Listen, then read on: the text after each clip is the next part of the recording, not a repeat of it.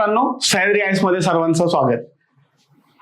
रविवारी तुम्ही सगळेजण राज्यसेवा पूर्व परीक्षेला सामोरे जाणार आहात आणि यावेळीची राज्यसेवा पूर्व परीक्षा ही अनेक अर्थांनी महत्वाची आहे. कारण तुम्हाला सगळ्यांना माहितीच आहे की राज्यसेवेचा मुख्य परीक्षेचा पॅटर्न बदललेला आहे आणि तो डिस्क्रिप्टिव्ह झालेला आहे. त्यामुळे ही शेवटची संधी आहे ज्या पॅटर्न मध्ये, ऑब्जेक्टिव्ह पॅटर्न मध्ये तुम्ही अभ्यास करत आहात त्यामध्ये मुख्य परीक्षा देण्याची. पण त्यासाठी तुम्हाला पूर्व परीक्षा पास व्हावं लागणार आहे. आणि खरं तर पूर्व परीक्षा आता सध्या ह्या वर्षी काही अंगांनी चॅलेंजिंग झालेली आहे. कारण मागच्या वर्षी सीसॅट होता, काही जणांचं सीसॅट चांगलं असतं, सीसॅट मध्ये मार्क्स मिळाले की जीएस मध्ये मार्क्स कमी मिळाले तरी चालत होतं. परंतु यावर्षी तसं चालणार नाही, कारण सीसॅट हा क्वालिफाईंग झालेला आहे आणि तुम्हाला जे काही मेरिट मध्ये यायचंय, मुख्य परीक्षेसाठी उत्तीर्ण व्हायचंय किंवा आपण म्हणायचं क्वालिफाय व्हायचंय किंवा पूर्व परीक्षा पास व्हायची आहे, याच्यासाठी तुमची सगळी मदार आता ही जीएस वर असणार आहे. मग आता हा जो काही बदल झालेला आहे ना सीसॅट क्वालिफाईंग होण्याचा, यामुळे सुद्धा काय आव्हानं निर्माण होणार आहेत. तर एक महत्वाचा मुद्दा असा आहे, पहा की सीसॅट ज्यावेळी होती ना त्यावेळी परीक्षा जी काही होती ती 400 मार्कांची होती. आताही 400 मार्कांची आहे, पण 200 मार्काचा सीसॅट हा क्वालिफाय आहे, राईट. तर आता मग आपण असं म्हणूयात की 200 मार्काची परीक्षा आहे, फक्त जीएसचाच पेपर आता आपण ध्यानात घेऊयात. तर आधी विद्यार्थ्यांना जे काही गुण मिळत होते ना त्याची रेंज जी होती ना ती मोठी होती. म्हणजे से आता की 170 ते अगदी तुम्हाला 270 पर्यंत मार्क्स पाहायला मिळत होते. म्हणजे अगदी 100-125 मार्कांची रेंज होती, मोठी रेंज होती. आणि सीसॅट मध्ये तुम्हाला चांगले मार्क्स मिळाले की जीएस मध्ये मॉडरेट जरी मार्क्स असतील तरी सुद्धा तुम्ही प्रिलिम्स पास होत होता. परंतु आता या वर्षी तसं नसणार आहे, ही रेंज कमी झालेली असणार आहे. पहा तुम्हाला काय दिसेल, मॅक्सिमम लोकांचे स्कोर कुठे दिसतील तुम्हाला, म्हणजे जे काही सिरियस ऍस्पायरंट आहेत. जे सिरियस ऍस्पायरंट नसणार आहेत त्यांचे तर स्कोर खूपच खाली असतात, राईट. मग सिरियस ऍस्पायरंटचे स्कोर तुम्हाला कसे दिसतील, 90 ते 115च्या दरम्यान वगैरे तुम्हाला जास्त दिसतील. आणि तुमची प्रिलिम्स अशी जाणार आहे, 2 मार्कांनी गेली, 3 मार्कांनी गेली, 1 मार्काने गेली, अर्धा मार्काने गेली. युपीएससीच्या विद्यार्थ्यांना तुम्ही विचारा की किती कट थ्रोट कॉम्पिटिशन झालेलं आहे. म्हणजे आता किती गुणांनी तुम्ही उत्तीर्ण होणार आहात, म्हणजे कट ऑफ पेक्षा तुम्हाला किती जास्त मार्क असतील हे सुद्धा रेंज कमी असणार आहे. आणि कट ऑफ पेक्षा किती कमी असतील तुम्ही अनुत्तीर्ण झाला तर ती रेंज सुद्धा काय असणार आहे, कमी असणार आहे. म्हणजे मला मुद्दा काय सांगायचा आहे की आधी जी अशी मोठी रेंज होती आता ती रेंज छोटी होणार आहे आणि ह्या रेंज मध्ये तुम्हाला खेळायचंय. म्हणून प्रत्येक प्रश्न हा तुम्हाला महत्वाचा असणार आहे. म्हणजे एखादा प्रश्न जरी चुकला तरी त्याची किंमत तुम्हाला ती पूर्व परीक्षा फेल होण्यामध्ये चुकवावी लागू शकते. मग आता त्यासाठी आपल्याला स्ट्रॅटेजी पण बदलावी लागणार आहे. आधीची स्ट्रॅटेजी असं चालणार आहे का, तर अजिबात चालणार नाही. आपल्याला स्ट्रॅटेजी सुद्धा बदलावी लागणार आहे. आता पहिली गोष्ट म्हणजे अटेम्प्ट तुमचा किती असायला पाहिजे, हा सुद्धा एक महत्वाचा भाग आहे. बऱ्याच मुलांना कळतच नाही की अटेम्प्ट किती असायला हवा. तर माझ्या मते अटेम्प्ट हा तुमचा, म्हणजे आता त्याआधी तुम्हाला स्कोर किती पाहिजे, सेफ स्कोर किती पाहिजे. आता सेफ स्कोर किती असावा हे कशावर अवलंबून असेल, तो पेपर किती डिफिकल्ट आहे त्याच्यावर अवलंबून असणार आहे. तरी सुद्धा मला असं वाटतं, म्हणजे आता युपीएससीचा आपण अनुभव बघितला किंवा आधीचे राज्यसेवेचे जर पेपर पाहिले तर मला वाटतं 110 स्कोर हा खूप सेफ असणार आहे. मग कट ऑफ किती येऊ शकतो, 90 ते 110च्या दरम्यान किंवा त्यापेक्षाही कमी येऊ शकतो जर पेपर अवघड आला तर. परंतु 110 प्लस स्कोर म्हणजे हा तुमचा अत्यंत सेफ स्कोर असणार आहे. म्हणजे निगेटिव्ह मार्किंग जाऊन तुमचा स्कोर असायला हवा 55. म्हणजे 55 प्रश्न तुमचे बरोबर यायला हवेत. आता एक मुद्दा लक्षात घ्या की बऱ्याच विद्यार्थ्यांना पेपर सोडवताना काय वाटतं माहितीये का, आता 100 प्रश्न आहेत, मग त्यांना पहिल्या राऊंड मध्ये समजा 60 प्रश्न सुटतात, तर त्यांना असं वाटतं की आता 60 प्रश्न मला खूप कॉन्फिडेंटली सुटतायत किंवा 50 प्रश्न मला खूप कॉन्फिडेंटली सुटतायत, तर मी रिस्क नको घ्यायला, माझा अटेम्प्ट काय करणार, मी कमी करणार. म्हणजे मग ती मुलं काय करतात, 70 अटेम्प्ट करतात, 75 अटेम्प्ट करतात, असं काहीतरी करतात. आणि त्यांना कुठेतरी अपेक्षा असते की एकही प्रश्न चुकणार नाही किंवा 1-2च प्रश्न चुकतील आणि प्रश्न चुकतात 20-25. असं होतं. तुम्ही किती जरी कॉन्फिडंट असला ना तरी सुद्धा त्यामध्ये काही चुका होतच असतात आणि सिली मिस्टेक सुद्धा होत असतात. म्हणजे अगदी लक्ष्मीकांत मधून थेट प्रश्न आलेला आहे पण तरी त्यातला एखादा माझा प्रश्न चुकला. कारण आपण काय आहोत, आपण ह्युमन्स आहोत, आपण काही रजनीकांत नाहीयेत. रजनीकांत काही 100 पैकी 101 सुद्धा सोडेल बरोबर, पण तुम्हाला जमणार आहे का? ते जमणार नाहीये. तर हा मुद्दा लक्षात घ्या. तुम्ही कितीही ब्रिलियंट असा, किती चांगला अभ्यास असू द्या तुमचा, काही सिली मिस्टेक्स होतात, याला ह्युमन एरर्स म्हणतात. We are not super humans at all, हे तुम्ही लक्षात ठेवा. म्हणूनच काही प्रश्न हे चुकतातच हे गृहीत धरून तुमचा अटेम्प्ट आहे ना, माझ्या दृष्टिकोनातून, माझ्या अनुभवातून, युपीएससीच्या अनुभवातून, जर तुम्हाला सेफ झोन मध्ये जायचं असेल तर हा तुमचा 90+ असला पाहिजे. माझा तुम्ही म्हणाल की मग 60 प्रश्न मला येत असतील तर मग बाकीच्या प्रश्नांना काय मी तुक्के मारायचे का? लक्षात घ्या, इथे पहा, आपण इतका अभ्यास केलेला आहे, पॉलिटीचं ज्ञान आपल्याला आलेलं आहे, इकॉनॉमीचं ज्ञान आलेलं आहे, पेपर आपण वाचतो, त्यामुळे कुठे ना कुठेतरी एक लॉजिक डेव्हलप झाला असेल की नाही तुमच्यामध्ये?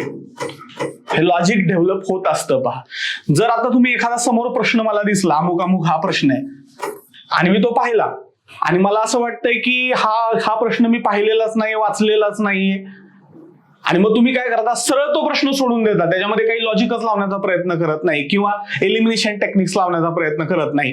आता आयोग एलिमिनेशन टेक्निकला काउंटर करण्यासाठी काय करतोय का हे माहिती नाही, पण युपीएससीने मागच्या वर्षी एलिमिनेशन टेक्निक सुद्धा विद्यार्थ्यांना वापरता येऊ नयेत अशा प्रकारे प्रश्न डिझाईन केले होते. आता एमपीएससीच्या बाबतीत ते घडेल की नाही आपल्याला ठाऊक नाही, पण एलिमिनेशन टेक्निक असेल, ह्या टेक्निक्स आणि लॉजिक लावून जे प्रश्न अपरिचित वाटतात, जे प्रश्न अपरिचित वाटतात ना, त्या प्रश्नांना सुद्धा लॉजिक लावायला पाहिजे. आणि हे जर अपरिचित प्रश्न तुम्ही सरळ सरळ पण सोडून दिले ना, तुमचा 60, 70, 75च्या पुढे अटेम्प्ट होणार नाही. आणि मला वाटतं असं करणं म्हणजे आहे ना, मॅच आहे ना खेळायच्या आधीच सोडून दिल्यासारखं आहे. म्हणजे तुम्ही मॅच मध्येच नव्हता, खेळलाच नाही, मी लॉजिक लावून 90 प्रश्न किंवा व्हॉटेवर त्याच्या आसपास प्रश्न. आता हा निर्णय खरं तर एक्झाम सेंटरमध्ये, एक्झाम हॉलमध्ये बसलेला असताना घ्यायचा आहे, कारण पेपर किती डिफिकल्ट आहे त्यावर गोष्टी अवलंबून आहेत. आता समजा पेपरमध्ये असं होणार नाही, पण 25 प्रश्न डायरेक्ट आकड्यांवर विचारलेत त्यांनी, फॅक्च्युअल, आणि ते आकडेच तुम्हाला माहित नाहीत, तर इथे काय लॉजिक लावून जमणार आहे ना? तुम्हाला लॉजिक लावून जमणारच नाही. पण असं खूप क्वचित घडतं, मला वाटत नाही असं काय घडेल. तुम्हाला लॉजिक लावायला भरपूर स्कोप राहतो, भरपूर स्कोप राहतो. अरे माझं तुम्हाला उदाहरण मी सांगतो तुम्हाला.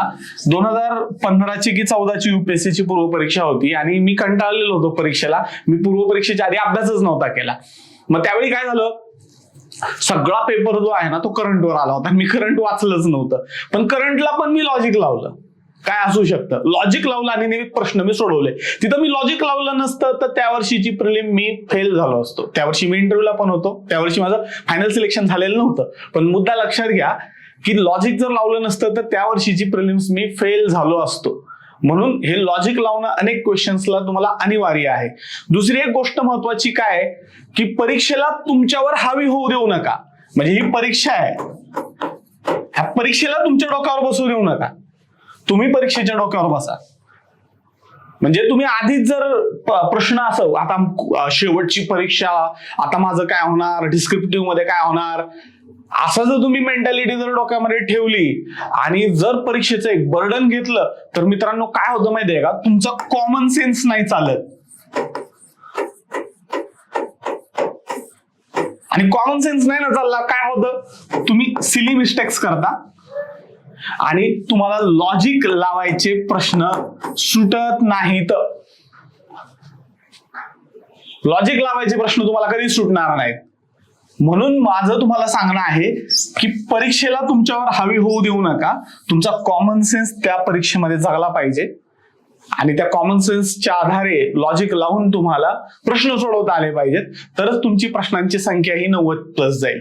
अन्यथा तुम्ही एकदम प्रामाणिकपणे परीक्षेला नाही का, अरे मला येत नाही सोडून द्या, अरे असं नसतं. एवढ्या प्रामाणिकपणा नाही म्हणणार मी, ह्याला मूर्खपणा म्हणेल मी.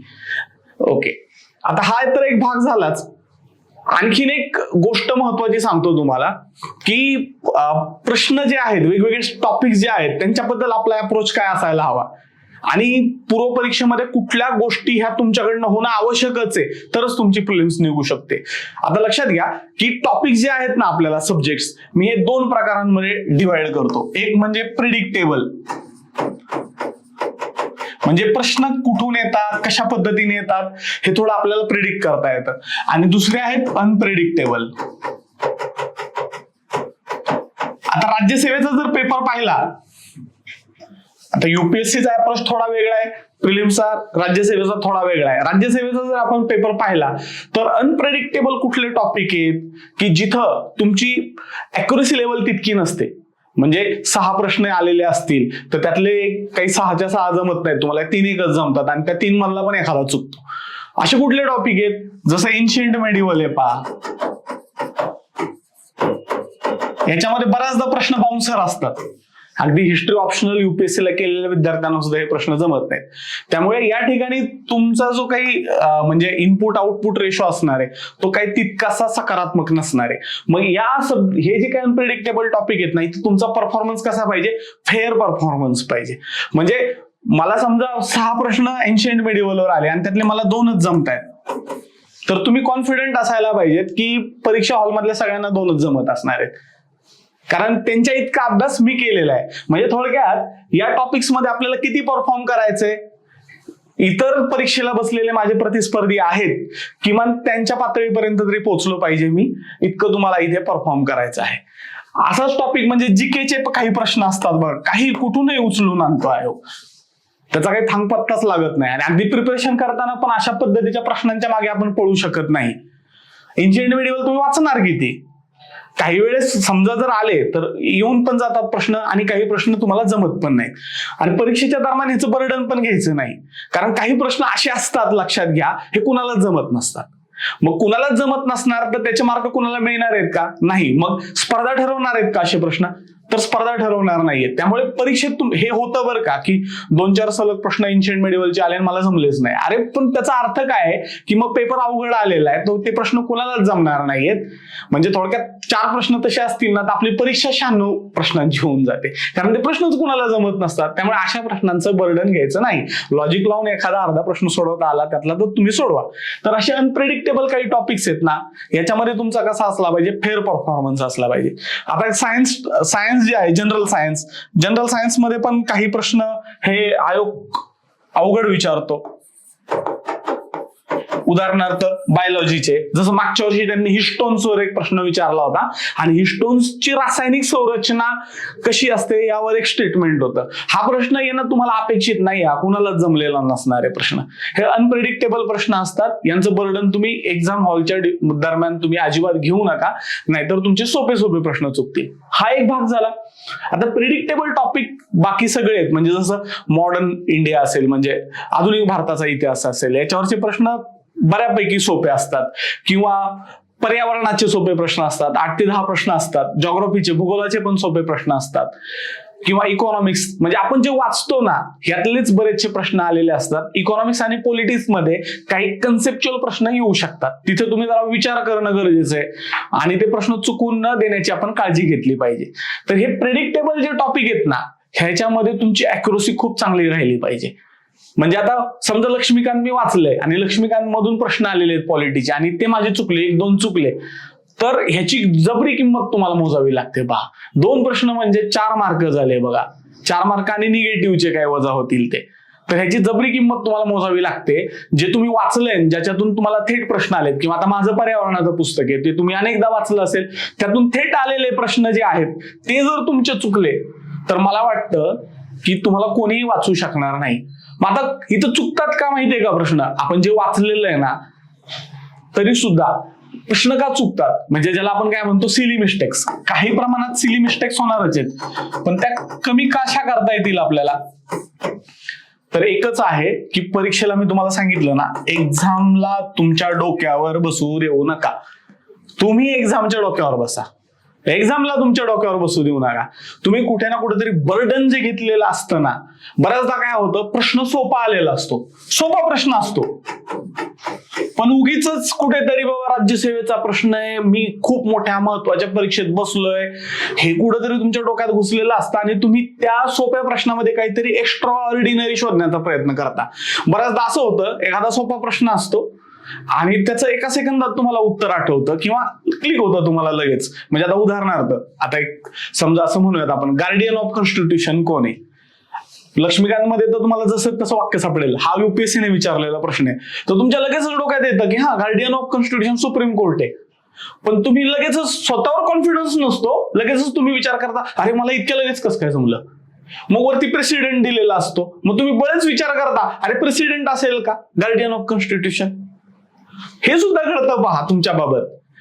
आणि आणखीन एक तुम्हाला महत्वाचा मुद्दा सांगतो. ज्यावेळी एखादा प्रश्न तुम्ही वाचताना त्यावेळी सुरुवातीला पहिल्यांदा तुम्हाला जे क्लिक होतं ना उत्तर, तेच बहुतांशी बरोबर उत्तर असतं. म्हणजे समजा आकडेवारीचा प्रश्न आहे, सगळे आकडे आपण पाठ करू शकतो का?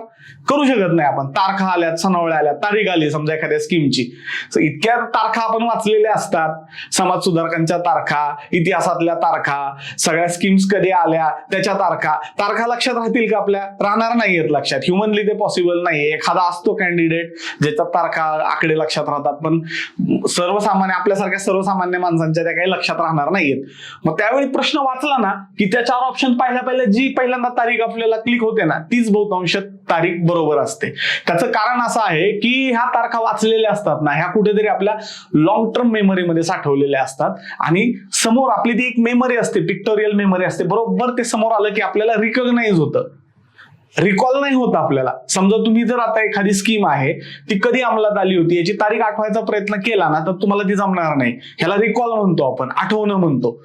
आणि जेव्हा तारखा 4 समोर दिलेल्या असतील त्यातली बरोबर एक तारीख तुम्हाला क्लिक होणं, हे काय झालं? रिकॉग्निशनची मेमरी झाली. ही कुठे लॉंग टर्म मेमरी असते. ती लॉंग टर्म मेमरी तिथे आपोआप काम करत असते. आणि तुम्ही काय म्हणता, अरे मला लगेच क्लिक झालं, मला कसं काय लगेच उत्तर जमेल? कारण तुम्ही तुमच्या डोक्यावर परीक्षा बसलेली असते. तुमच्या डोक्यावर जर परीक्षा बसली तर तुम्ही पूर्व परीक्षा कधी पास होऊ शकणार नाही. आणि तुम्हाला पुन्हा एकदा मी सांगतो, या रिस्क यामधली सगळ्यात मोठी रेंज खूप कमी असणारे मार्कांची.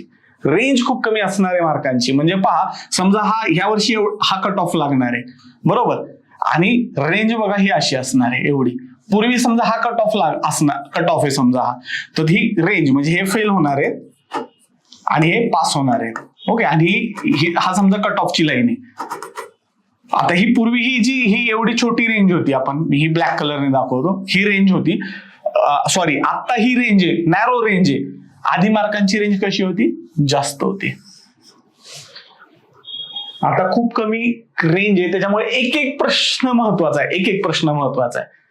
मग ही तुमच्या म्हणजे हे जे काही सांगितलंय ना मी, यामुळे तुमच्यावर एक जबाबदारी निश्चित होते. पण ह्याचं तुम्ही ओव्हरबर्डन घेऊ नका, प्रेशर घेऊ नका, अन्यथा तुमच्या सिली मिस्टेक्स खूप होतील. आता एक सीसॅट बद्दल पण मला थोडं बोलायला हवं, कारण युपीएससीने जेव्हा सीसॅट क्वालिफाय केला तेव्हापासून पेपर खूप अवघड काढायला सुरुवात केलेली आहे. म्हणजे पोस्ट होल्डर मुलं सुद्धा सीसॅट मध्ये क्वालिफाय पण होत नाहीत, अशी परिस्थिती आहे. मागच्या वर्षी कितीतरी विद्यार्थी तुम्हाला मी सांगू शकतो जे पास होऊ शकलेले नाहीत. आता आपल्याला ठाऊक नाहीये एमपीएससी पण तसा अवघड पेपर करणार आहे का, परंतु समजा जर अवघड आला पेपर तर गांगरून जाऊ नका. आणि त्यामध्ये सुद्धा ही स्ट्रॅटेजी वापरा की पॅसेजेस जर सोपे असतील तर ते पॅसेजेस तुम्ही सोडवा, कारण तुम्हाला इथे फक्त पास व्हायचंय. आणि ऍट द सेम टाइम गणितांमध्ये जे काही पॅटर्न मधले क्वेश्चन असतात ना, टिपिकल पॅटर्न असतात, म्हणजे अगदी सरळ एखादा आपण गणिताचं पुस्तक वापरत असू किंवा एखादा क्लास केला असेल, त्यातले काही पॅटर्न मध्ये शिकवलेले काही टॉपिक्स असतात, ते पहिली गणितं सोडवा. आणि जे पॅटर्न मध्ये नसतात, फॉर एक्झाम्पल बैठक व्यवस्था, ह्याला कुठला पॅटर्न नसतो, किंवा कोडी असतात पहा, ह्याला कुठला पॅटर्न नसतो, ह्याला वेळ लागतो, हे प्रश्न तुम्ही नंतर सोडवा. ही स्ट्रॅटेजी तुम्ही वापरू शकता. पण सीसॅटला सुद्धा तुम्ही कॅज्युअल राहू नका. माझं तर म्हणणं असं असेल की उलट उद्याचा एक दिवस आहे तुमच्याकडे. सीसॅटला काय राहतं की तुमचं जे विचारांचं इंजिन आहे ना, ते जर व्यवस्थित स्टार्ट झालं ना, तर मग तुम्हाला पेपर व्यवस्थित सोडवता येतो. पण ते इंजिन व्यवस्थित स्टार्ट नाही झालं तर ते इंजिन स्ट्रगल करतं आणि मग तुम्हाला गणित सुटत नाही, तुमचा अटेम्प्ट पण होत नाही व्यवस्थित. म्हणून ते इंजिन आहे ना, थोडं स्टार्ट करण्यासाठी त्याला जरा ओव्हरऑइलिंग करावं द्या. एक दिवस तुम्ही सीसॅट साठी द्या. सीसॅटला तुम्ही कॅज्युअल घेऊ नका. उद्याचा दिवस सीसॅटचे थोडेसे पेपर्स सोडवा. यामुळे काय होईल, ते इंजिन तुमचं चालू होईल. इथं काय आता आपल्याला कॉम्पिटिशन नाही करायचंय की सीसॅट मध्ये खूप मार्क मिळवायचे म्हणजे मी प्रिलिम्स पास होईल, असं नाहीये. आता आपल्या पुढे फक्त एक नॅरो टार्गेट आहे, ते म्हणजे आपल्याला फक्त काय व्हायचंय, क्वालिफाय व्हायचंय.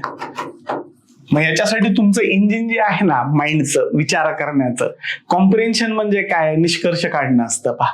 कॉम्प्रिहेन्शन असेल त्याच्यासाठी तुमचं माइंड फ्रेश पाहिजे आणि अचानक तुम्ही जर असं इंजिन स्टार्ट करायला गेला ना तर अडचणी येतील, ते स्ट्रगल करेल आणि ते स्टार्ट होईपर्यंत अर्धा एक तास निघून जाईल. म्हणून उद्या तुम्ही आहे ना पेपर्स सोडवा सीसॅटचे, जीएसचं वाचत बसू नका. माझा अनुभव आतापर्यंत असा आहे की जीएस असेल ना, मग पूर्व परीक्षा असेल किंवा मुख्य परीक्षा असेल, तुम्हाला उत्तर आहेत ना ही तुमच्या लॉंग टर्म अभ्यासावर सुटतात. पुढे एक दिवस हा अभ्यास केला आणि म्हणून पास झाला असं होत नाही. ओके, तर सीसॅटला सुद्धा तुम्ही अजिबात अंडर एस्टिमेट करू नका. ही तुम्हाला खूप मोठी संधी आहे. 500 जागा आहेत, म्हणजे एक हिस्टॉरिकल आहे गोष्ट ही, की 500 जागा आहेत, सगळ्या तुमच्या आवडत्या ड्रीम पोस्ट आहेत आणि ही शेवटची परीक्षा आहे ऑब्जेक्टिव्ह मधली, ज्याचा तुम्ही अनेक वर्ष झालं अभ्यास करत आहात. त्यामुळे कुठली रिस्क घेऊ नका आणि बेस्ट ऑफ द लक. पुन्हा एकदा तोच मेसेज सांगेल की परीक्षेला तुमच्या डोक्यावर बसू देऊ नका. तुम्ही परीक्षेच्या डोक्यावर बसा आणि परीक्षा पास व्हा आणि मुख्य परीक्षेला सुद्धा हाच अप्रोच ठेवा. Thank you very much.